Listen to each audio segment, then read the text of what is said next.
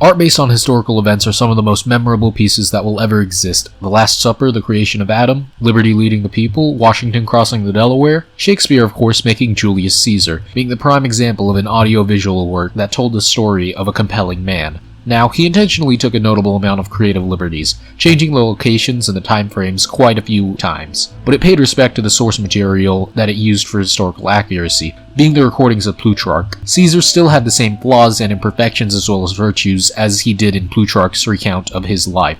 The changes made both to the time frame as well as the location within the story were done so that they wouldn't have to change the set so many times throughout a play. The position of an audience for a play is fixed, in contrast to film where a camera can be anywhere in the world. Not to mention that streamlining the narrative of Caesar's life would make it more accessible to laymen who liked sex and poop jokes, his core demographic. Fast forward to 2007 to the adaptation of Frank Miller's comic The 300, a film that ended up getting ass-blasted by critics talking about how inaccurate it was historically as well as how one-dimensional the characters are. For critics of the time and critics to come, the bar had been raised for non-serious action schlock meant for laity. The film also got flack supposedly for encouraging a contemporary war in the Middle East, portraying the opposition as cartoonishly evil. This perhaps is the reason why the bar had been raised. The critics of this age are afraid of being inundated by action-packed propaganda. So anytime there is a film that portrays itself as history, especially if it has a rated R on it, indicating that it's not just meant for little kids, there's the ever so slight possibility that it could end up changing who the president is.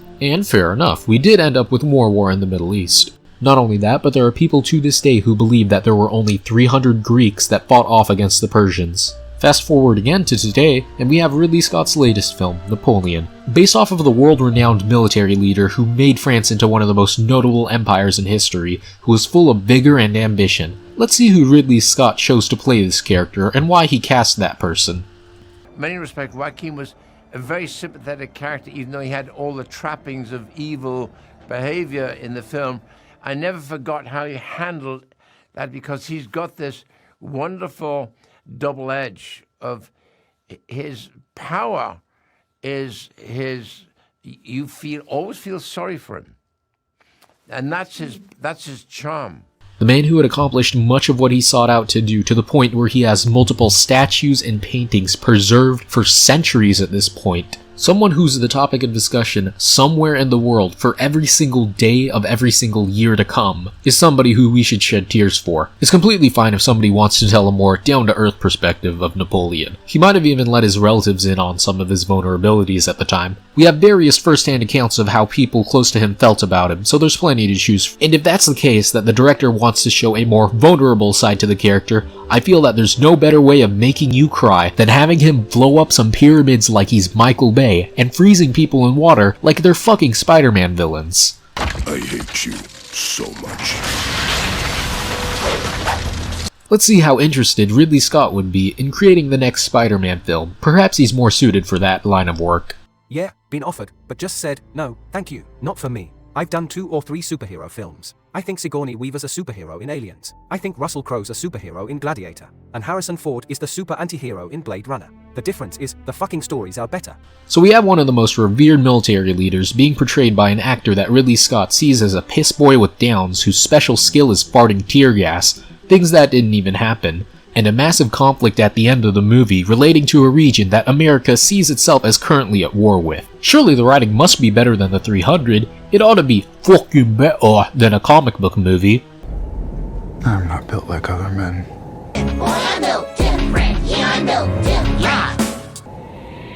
Generals gathered in their masses. Golly gee, I just hate how people overrate movies just cause the visuals look nice.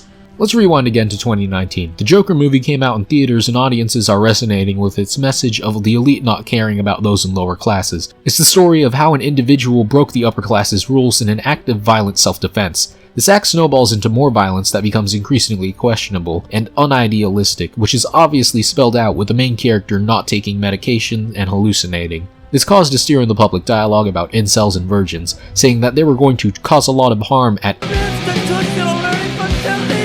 not realizing that they're alienating those people, akin to the antagonists of the movie, like Thomas Wayne and Murray. This created a backlash of people saying that Joker is literally me. It's also coincidental that a sequel to one of Ridley Scott's films, Blade Runner, ended up appealing to this audience. The film started production in 2022, a good amount of time since these movies have been acknowledged by the mainstream as well as the memes behind them. Now, I'm not saying that he made this movie to own the incels, but I wouldn't be surprised. Supposedly the movie had an hour and a half of cut content from it, but considering how gung-ho he is on practical action and how much that shit costs, I highly doubt Apple would let him cut those scenes. This is being scripted before the release of the film, so there are a couple options that I see happening. One, the theatrical cut would be out for months before the director's cut is released in order to give money to theaters, since he backs Scorsese's stance on cinema and doesn't want the theater experience to die out.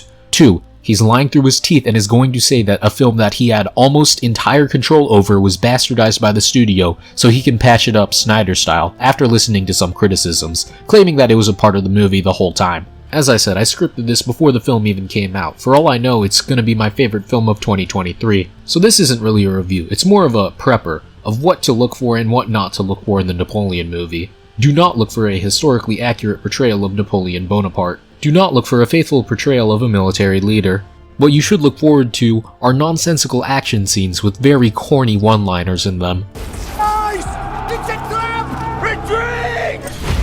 You should be looking forward to a beta cuck soy boy main character who pisses himself that the director wants you so desperately to cry for, potential demonizations of Russia throughout the movie, which may or may not be trying to sway your vote. What you should be looking forward to is essentially a comic book movie that wishes it has the same respect and attention that the 300 has.